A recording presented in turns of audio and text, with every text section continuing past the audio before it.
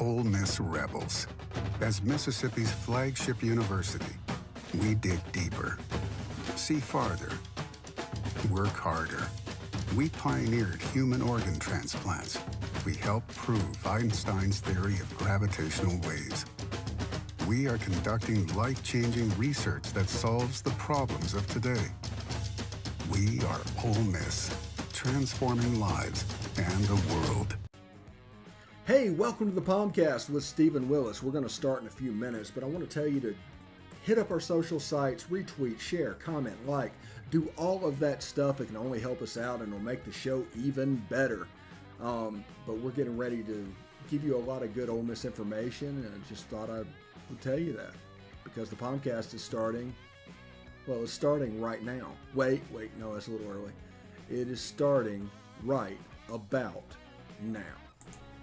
Welcome. We made it to Friday. Welcome to the POMcast. I'm your host, Stephen Willis. Thank you for tuning in today. Real quick, we got a bunch of stuff to get into. I want to address Angie Seymour. Opinion on Kiffin going to Miami. Miami can't afford Kiffin. Ole Miss is going to be able to go to $8 million, $7.5 million. Miami can't afford that. So I would not worry about that at all. I would be more concerned if somebody like Alabama came open. I think that's the job that he wants. But remember, on a lot of these jobs, people are going to use unnamed sources all the time. The unnamed sources are not named, so you don't know if they're reliable, if they're good, or what's going on. Most of the time, a reporter calls another reporter in another area. He kind of confirms the hunch as a good idea, and then it is unnamed sources. But his unnamed sources in this case is Nevin Shapiro, a Ponzi schemer that's in prison at the moment. So, whatever. All right, Travel and Cruise World. I want to tell you about Travel and Cruise World. That's 1-800-330-7461. Travel and Cruise World. What I wanted to do, we're 20 months into this at this point. Now, if this goes on, it's 20 months in, you need a resource on the ground. You need somebody that can tell you what's going on. These guys can provide that to you. They can be the resource and get you the price that you were getting online by yourself, but they can answer all those questions. So you'll know if a mask is required here, if there's a masking rule here. Everything that's going on with the differences in these corporations, there's no surprise. They can make your vacation be exactly what you want it to be. That is Travel and Cruise World, 1-800-330-7461. See Central Florida like a local. On our podcast, you can catch it at Positively Ole Miss. You can leave a review. Just do a 5-star rating or whatever. You can say whatever you want to. Just leave a 5-star rating, and that'll help people find the feed moving forward. Now, all of this is going to change. We are in the POMcast farewell tour. 11 shows left. I think December 3rd is the last POMcast, and then after that, we will move over to the Locked On Ole Miss podcast. Really excited about that. You can tell by the names and what's going on. Real excited. But whenever we have the new feed of where you can consume your Ole Miss information, we will let you know immediately. And on the Y'all's Conference Network page, I'm probably going to pin a video at the top just to tell you how to do that as well. So I'm really excited about that. All right. If you want to watch the show, you can catch us on Twitter at the Stephen Willis or at YCN_SEC. You can catch us on Facebook at facebook.com/POMcast. I haven't figured out how to change that yet. And YouTube, you can search it at Y'all's Conference Network. And basically, if you do that, you'll be able to tell, subscribe, hit the bell. You'll be able to not only tell that we're streaming, you'll be able to tell what we're streaming about. And we're on Twitch at YCN_SEC as well. Thank you very much for tuning in today. Today, big show. We are going to do a little bit of a last look at Vanderbilt. Get ready for this game. We're going to talk uniforms for this week. It's a new combination. In my 45 years of life, I've never seen this combination on the field for Ole Miss. We will show that to you as well. And, of course, we'll talk about the Ole Miss Marquette game last night. Ole Miss lost the game, I think by 6 points or so. It was a game that got away from them in the second half a little bit. They did not make their free throws. It came back to bite them. Marquette made their free throws. As simple as that, really. You play a game for 40 minutes, and the outcome or the result is people lining up and shooting from a stripe unguarded. These things affect so many games so often. And it absolutely affected that last night. So that's Ole Miss and Marquette. Ole Miss lost the game. They'll play Elon tonight. But it is what it is. My wife told me, I did not know that I was saying it is what it is too much. My wife told me it's happened, and now it's gotten worse.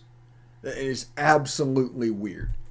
But I do appreciate everybody coming to the POMcast and watching it over the course of the last year as we've grown our audiences and things like that. And we will continue to try and do that on the Locked On Ole Miss channel as well, along with the Y'all's Conference Network stuff that we've basically repurposed the Positively Ole Miss YouTube page. Oh yeah, John, it's only a big game as this is the first time Ole Miss has a chance to ever go 7-0 in home games. A 7-0 perfect conference slate. Now, a lot of that is they didn't play games like that before, as many games at home. So, there's seasons that have gone undefeated, but this will be the first time for them to potentially go 7-0 over a conference slate. So it is a big game in that thing, and I really, really like the throwback uniforms. As I thought about it, the Ole Miss Vanderbilt game, Vanderbilt has a problem on both lines. Serious problem on both lines. So I hate to use the phrase slump buster, and this is the time for the offensive line to get right. Now, I understand they rushed for 250 yards against Texas A&M. Yeah, I absolutely get that.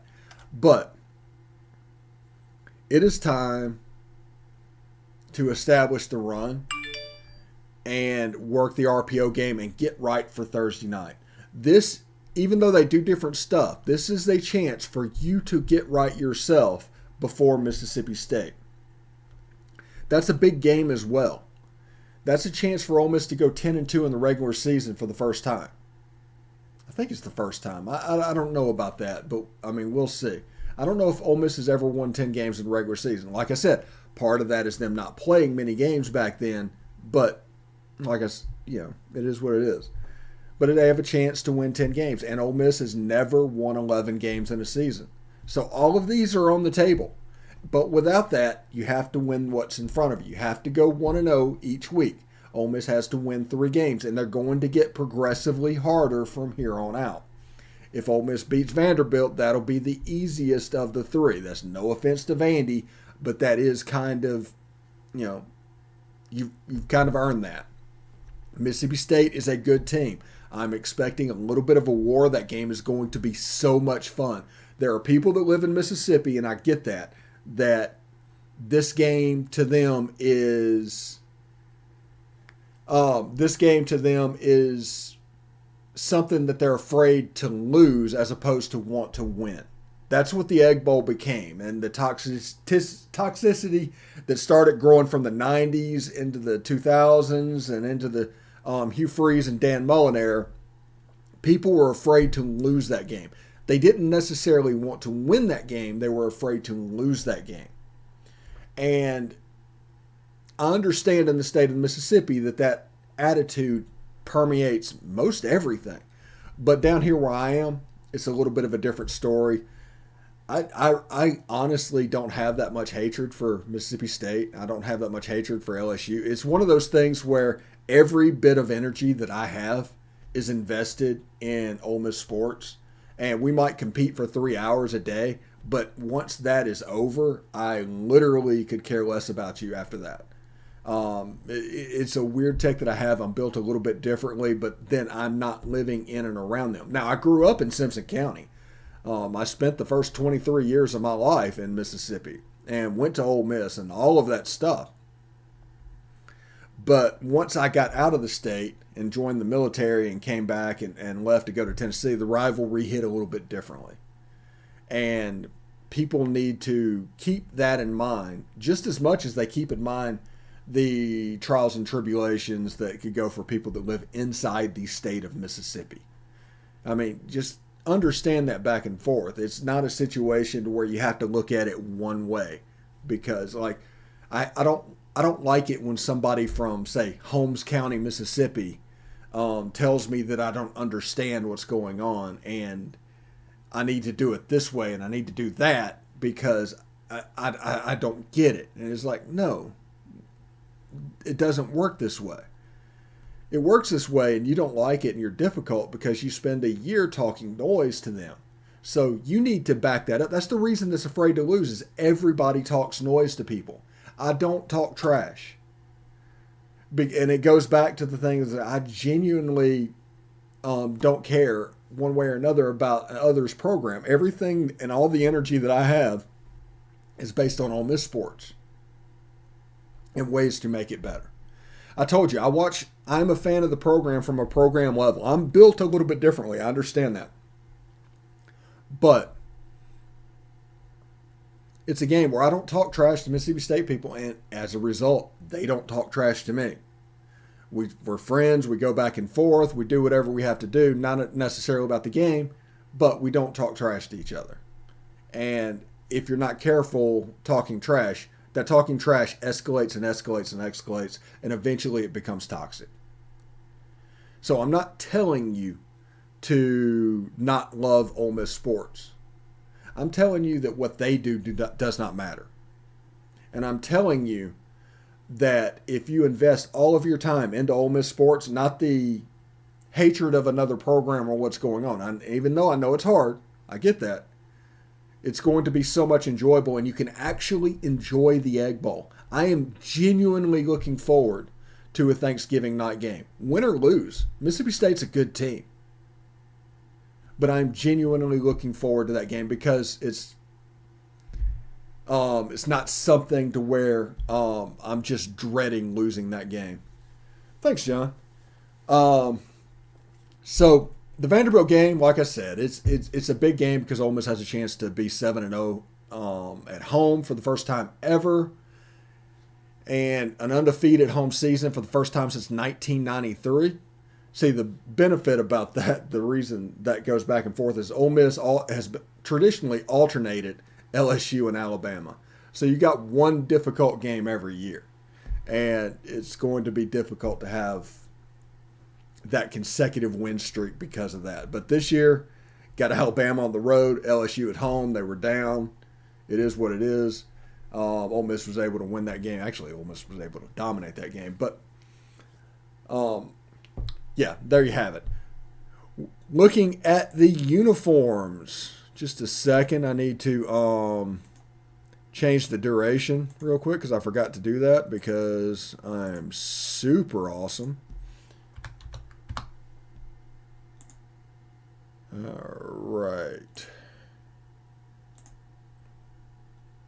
All right, if you look at the uniforms this week, you can see a little bit of a throwback flavor in the Ole Miss uniforms this week. Numbers on the side of the helmets, navy blue jersey, gray pants. It's a throwback. And I was just thinking online today that this means that Ole Miss will have worn red jerseys exactly twice in 2 years. They wore it against Auburn last year. They wore what they called the OGs with the navy blue helmet, the red jerseys and the gray pants. So that, that standard look, they wore that against Auburn. And this year against Tulane, they wore the powder blue helmets, the red jerseys, and white pants. So since that Auburn game, we have not seen the red, gray, navy combination, anything like that. So I'm beginning to think, and I don't know if I'm right, but Lane Kiffin looks at this a little bit differently than standard fans do. Now, if you look at the SEC West right now, you have Alabama, you have Mississippi State, you have Texas A&M, you have Arkansas, all with a form of red in their jerseys. Now, it might be a little bit darker and everything. It's not exactly the same shade, but it is red.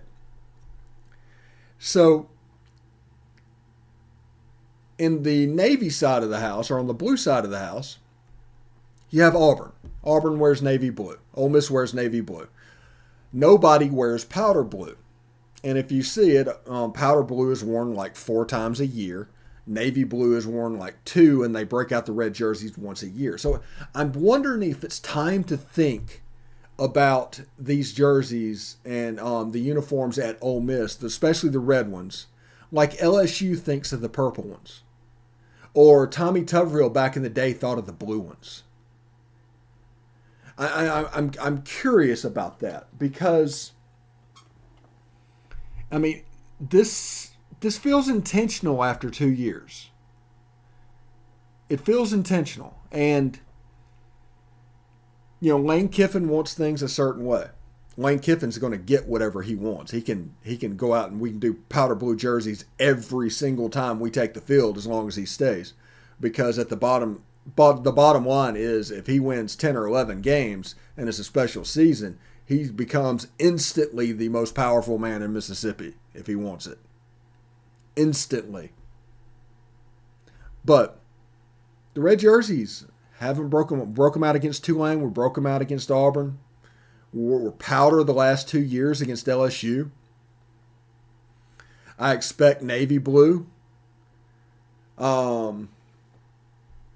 expect navy blue to show up against Alabama and teams like that just because of the contrast between the teams. But, yeah, I do agree a little bit, John. I think we need to see the powder blue helmets, the red jerseys, and the gray pants. I mean, that is just a solid look that has gone away. We have not seen that look since LSU in 2019, which I understand, John, you probably do want to go back to 2019, but it is what it is.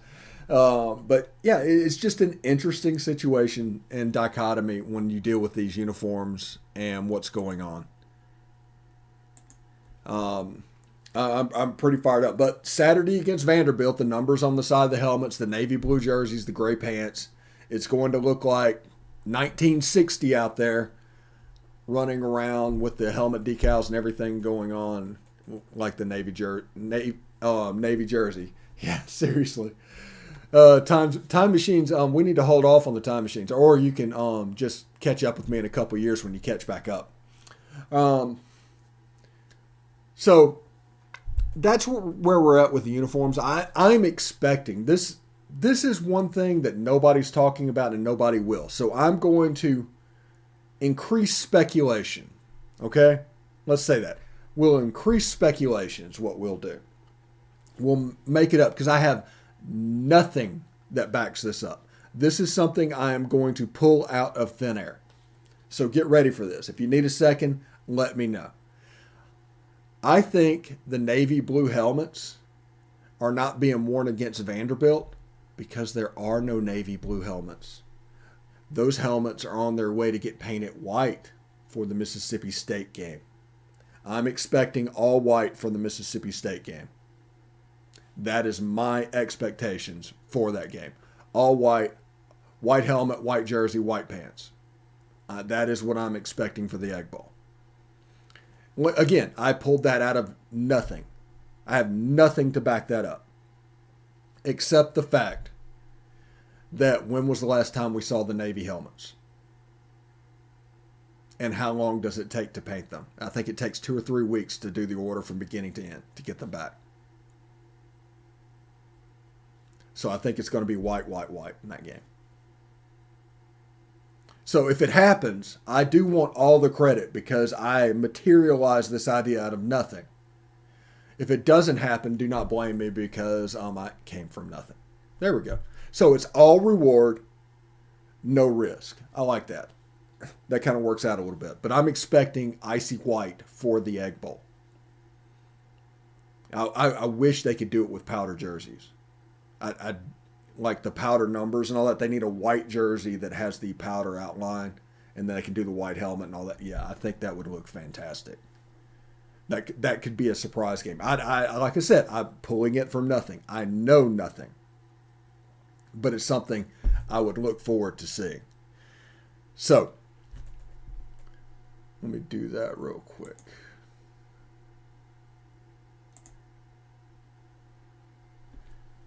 So,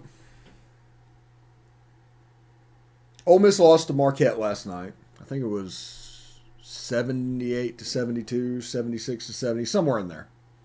And there's really only one story. It's November basketball. I mean, and unless you're a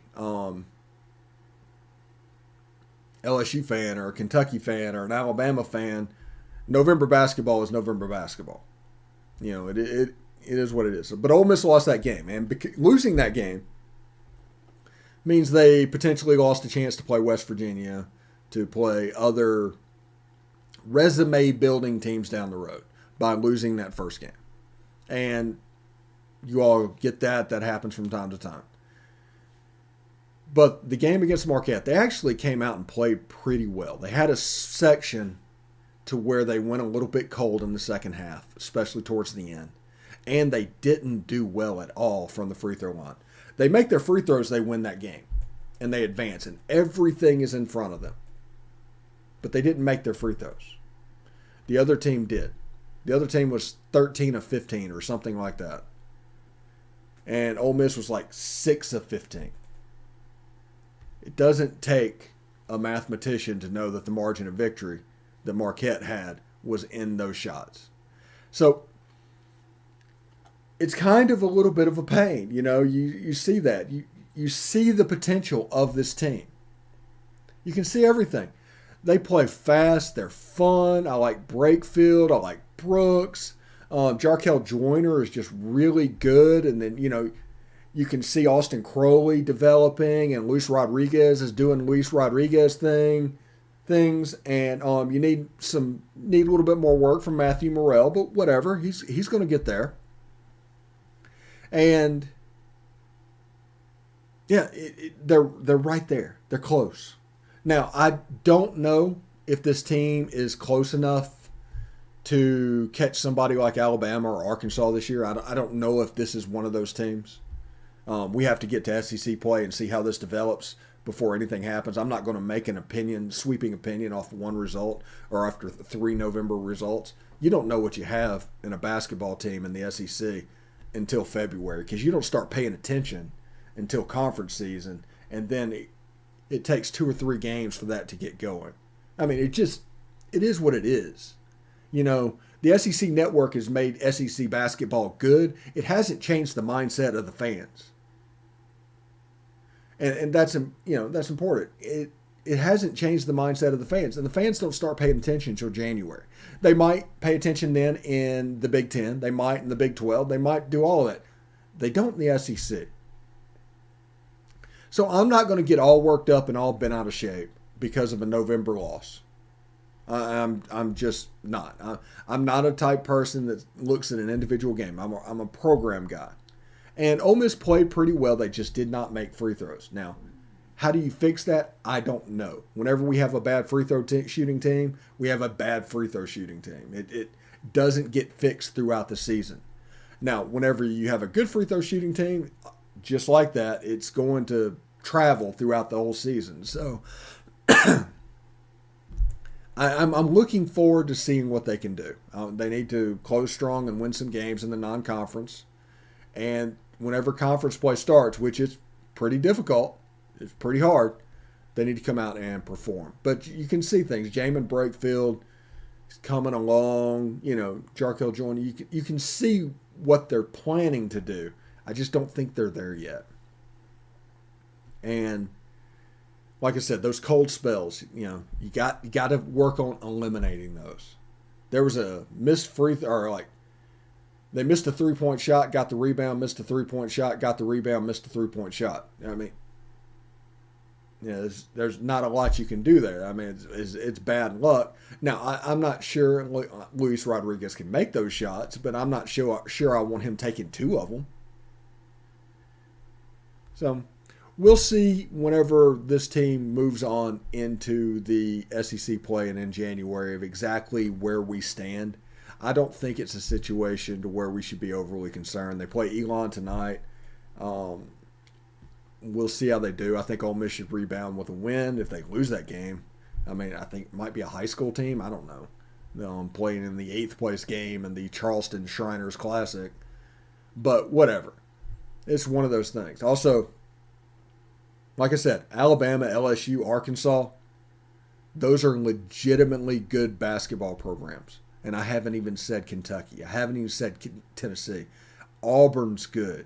The SEC is a bear. Prepare yourself for that. There's not going to be anybody that gets through this unscathed. They're going to take down everybody.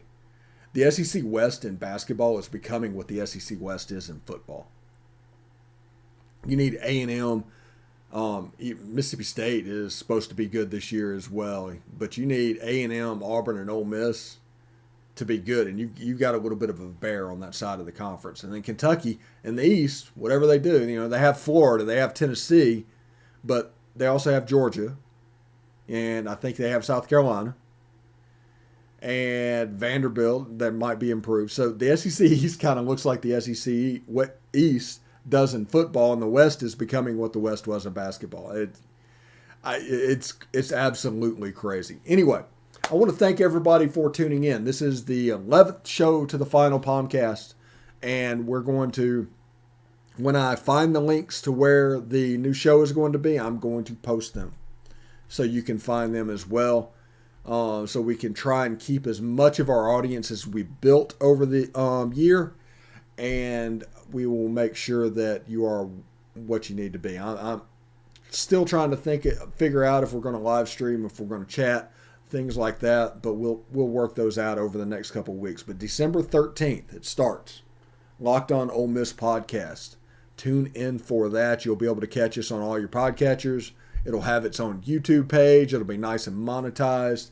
I'm going to try and figure out a way to bring chat into it and do all of that and allow you to participate in the show. So it should be a lot of fun to do all of this. Now, on the other side, on the Y'all's Conference Network, which is what Positively Ole Miss has become, on the Y'all's Conference Network, you can see today is a heavy Georgia Dogs day. We've got the DGD podcast coming up in about a half hour. There's a replay on there in the Believe in Georgia Dogs podcast. Biscuits and SEC's Week 12 preview will pop up at 6 o'clock tonight.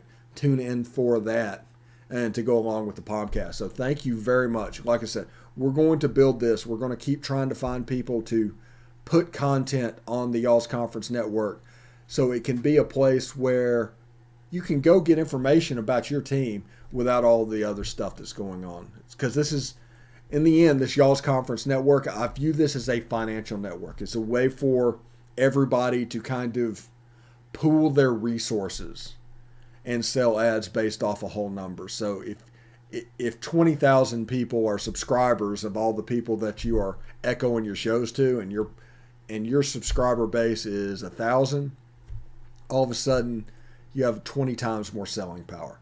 That is my goal. That is what I want to do. And I do genuinely thank you for tuning in today. Follow us on Twitter at @TheStephenWillis or at YCN_SEC on Twitter and on YouTube as well. Do the Y'all's Conference Network. Subscribe, hit the bell. You'll not only know that we're streaming, you'll know what we're streaming about. And you can do that because in the future it's going to help. You can see what we're transforming to. You can actually start to see the transformation happening. My goal is to sometime into the new year be a finished product. We're not there yet. But we're starting to incorporate things. And over the next month and a half, I want to break the system. And by breaking this system, we'll know exactly what we're capable of doing. So we're going to keep adding until it will not let us add anymore. And then we're going to move on. It could be a 7,000 site network if we want it. And it's content agnostic because it is basically a financial network. But it's a way for you to put content on your site and get the benefit of others doing the same thing for you. So if you have any questions about that, DM me on Twitter, YCN_SEC, and we'll let you know everything that's going on. We'll add you to our echoing thread, and we'll get you started in doing that. So thank you, everybody, for joining us today. It is Friday. It is Ghostbusters Day. I'm so excited about this game. This movie. I'm going to go watch Ghostbusters tonight. Hey, for Ole Miss fans, whenever I go out and do things on Friday night, Ole Miss wins on Saturday this season. The only game I didn't was the Auburn game. Yeah. So it is what it is. All right. So thank you very much for tuning in. We'll catch you next week on the POMcast. And hotty toddy.